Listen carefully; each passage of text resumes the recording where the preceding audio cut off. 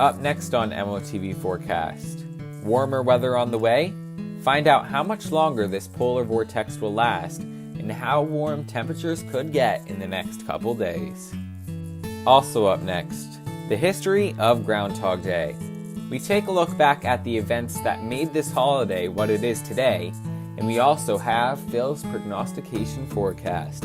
That's all right here, right now on MOTV Forecast.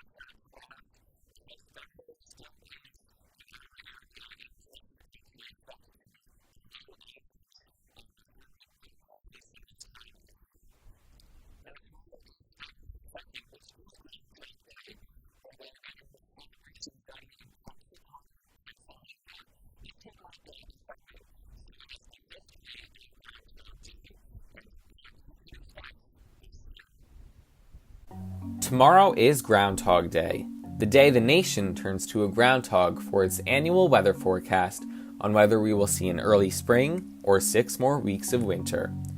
Before you go home and watch Bill Murray's Groundhog Day tonight, which, if we're being honest, is a yearly tradition, let's discover some fun facts about Groundhog Day. Groundhog Day began on February 2nd, 1887, branching from a tradition that was brought over by German settlers in Pennsylvania. An ancient Christian practice of Candlemas, which was midway between the winter solstice and spring equinox, candles would be blessed by clergy and distributed for the winter. If the day was sunny and clear, it was believed that the rest of the winter would be long and rough, while if it were cloudy, warm weather would soon be on its way. Germans eventually added a hedgehog to this tradition. If the hedgehog saw its shadow, there would be 6 more weeks of winter, but if it did not see one, there would be an early spring.